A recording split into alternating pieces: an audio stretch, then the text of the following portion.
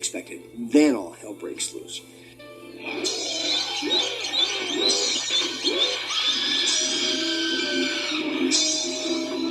It wasn't tough. I just, I knew it had to be done, and just kind of forgot what was going on around me. Just tried to basically get into the fact that I knew what had happened in terms of, the whole night, the Friday the 13th night before, and just basically collapsed in the canoe. And I intentionally would not pay attention to anything that was going on. I just let it all happen. So it was indeed a shock when it happened, and the water was so cold. We did not have the forethought or the budget for wetsuits, so it was basically my torn clothing and freezing cold water. I was happy to get in the water. Everybody asked me, wasn't it cold? And yeah, it was cold, but as a kid, I lived near the Connecticut shore. I loved to swim. So I think, Sean knew that. So we would do that, and, we would talk about how we're going to do it. Barry Abrams also has to be mentioned because him and Tom and Sean would all work together. He was the director of photography.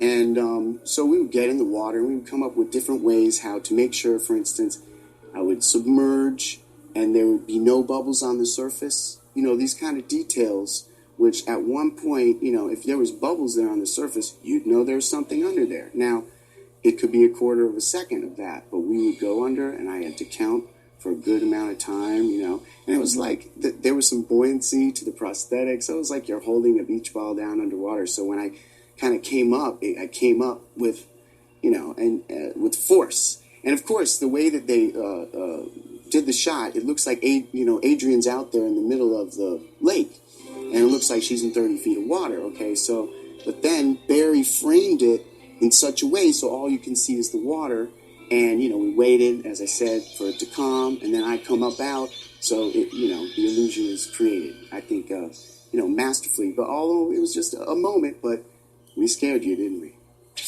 It's important to know that. No, we were trying to make what would be called a potboiler or a little movie that, little movies with no stars didn't open nationally. They didn't do the kind of business that Friday the 13th did. There was just no precedent for it. And so we happened to be at the right time, at the right place, and we were very, very lucky. I've done a lot of stage work where the reward is right there, applause, laughter, screaming. But in the movie, you don't get your reward till like a year later or so when the movie comes out. So I always go to the theater, and I hardly watch the movie. I pick somebody in the audience and watch the evolution of their heart attack. And that was a good one to watch the audience with because, you could just hear, when the next thing's going to come. So I picked somebody, and it was fireworks. It was just watching fireworks. I could watch people sitting there calmly, eating their popcorn. Then when Kevin's death, oh my God, and that was the reward for us, That was a very rewarding film, in other words. I was amazed at how successful it became. The first night when we had the opening, and it was a small opening, it wasn't any kind of glitzy thing at all, but it was opened on Broadway at the Lowe's, I think it was, which is a huge theater, and it was packed. And before the showing was over, there was a line around the corner. And then for the next showing, there was a line around the corner. I mean, it didn't stop, and it was a record breaker. I think I know it opened up #1 for the weekend. It got panned by the reviewers, but hey, what do they know? It was a love fest with Friday the 13th. In making the film, initially, its real purpose was to try to keep the lights on. I mean, Friday the 13th has become this big sort of multi-million-dollar industry and so on. But I surely didn't have a grand vision for Friday the 13th. I never expected to make sequels. Victor and Steve Miner and I were basically just trying to make a living while the other things we were working on, bore fruit. Particularly, we thought we were going to have a television series based on our soccer movie. None of that came to be, but Friday the 13th sort of made our careers.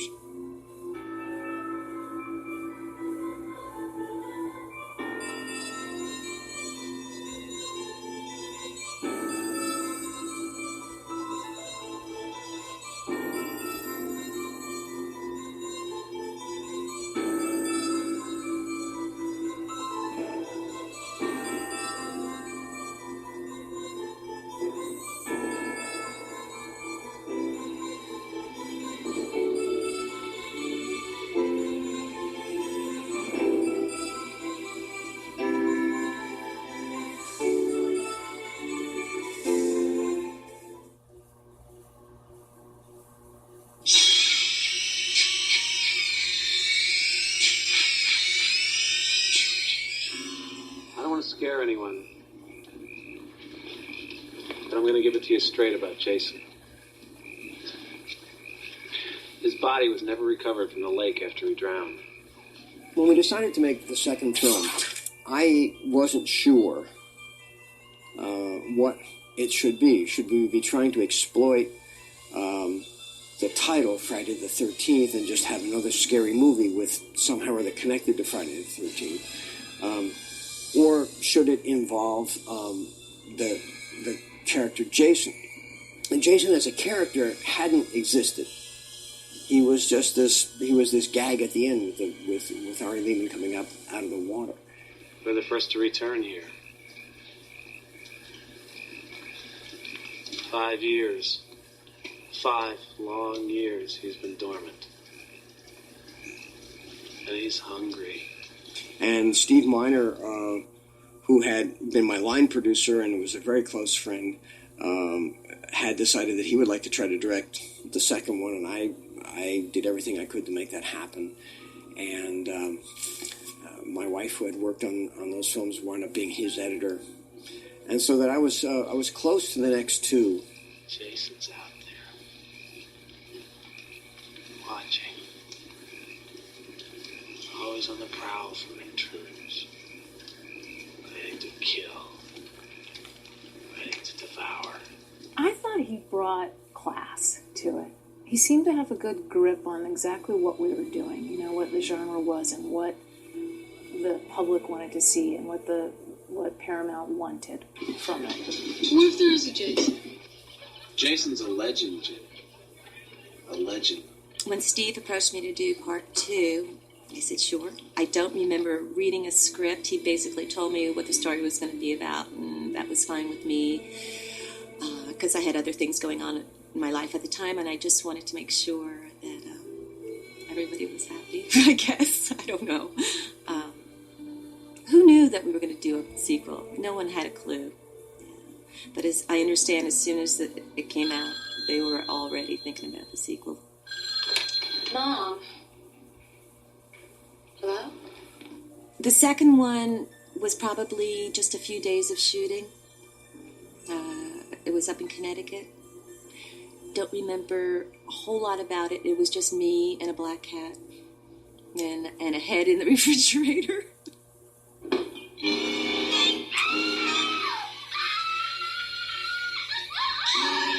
I had come to New York seeking my fame and fortune, like a lot of artists that arrived in New York City. I went to school at Lee Strasberg. I thought my career was underway. You get an agent. The agent calls you on the phone and says, "Oh, I've got this little part for you to be a camp counselor in Friday the 13th, Part 2." And in that time period, you know, it was kind of just sort of still in the unknown stages. So I said, okay, well, give me the script. I'll look it over, and then I'll go audition. Yeah, I remember I was doing a job, a print job, and I was in the Poconos. And then they called me and said, you know, you have an audition for Friday the 13th, Part 2. And I said, oh, my God, a horror film. And so I said, okay. So I went back, and I remember I did it, and I got it, and I went, okay. That was great. It was fun. But what I remember most is the looping at the end. And I had to go into a sound stage and just basically scream and scream and scream. And I'm not really a screamer type, but so you have to kind of hit a certain decibel, and it just felt funny, you know, because they just keep plugging it in everywhere. As far as I'm concerned, these guys couldn't have done a better job. I mean, it was a 30-day, low-budget, $1 million production. Yeah, all I can say is they did an amazing job because it's part of a big story.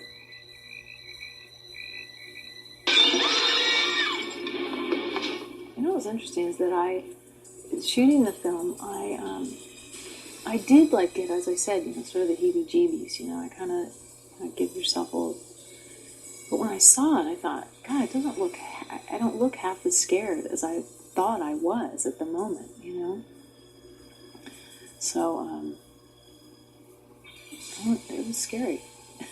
It was, for some reason.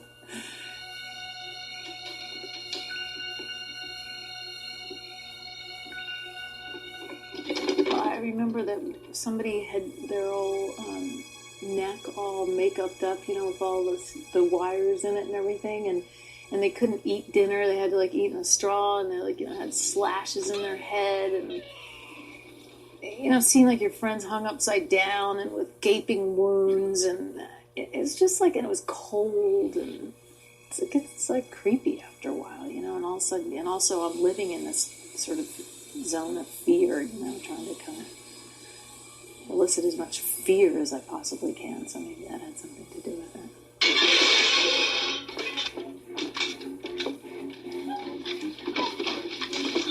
I remember there was one scene, I guess I was trying to escape from the kitchen window, and I jumped down, and it seemed like everything was a stunt. And at one point, the stunt coordinator said, you should get stunt adjustments for all this. And all of a sudden, I kind of felt cool. I thought, oh my God, I'm doing all my own stunts, whatever that meant. But, the adrenaline would start going, and, you just sort of jump here and do this. Okay, you're going to jump out of the window, and then you're going to run down here. But, in the meantime, you'd slip and fall and, try to get your grip and bearing and, and starting the chainsaws. You learn quickly, There was a fella, his name was Carl Fullerton, and we understood it that he was a protege of the famous Dick Smith.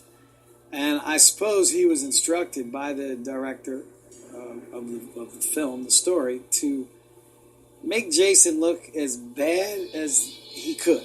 And Jason, they thought he was dead, but he was stomping around the woods, and he was getting chewed on by animals, and he just had this horrible life. And he was supposed to look as bad as they could make him.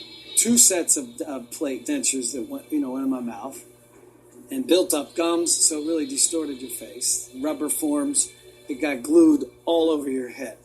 New mouth, they closed this eye off, which is very painful if you close an eye off for 12 hours at a time. They built a new eye here. So you get a little dizzy, you lose your depth perception, and then I do all these stunts, not knowing really, where I was. So you had the fake eye, you had the teeth, all this mongoloid hair, and it had a little bit of the Elephant Man look to the structures of the skull, and then with this long hair, coming down.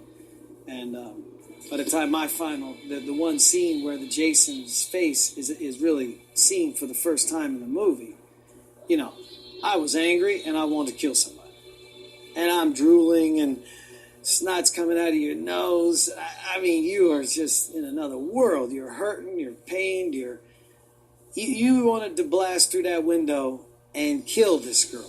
No question. So that Jason face, it was horrific.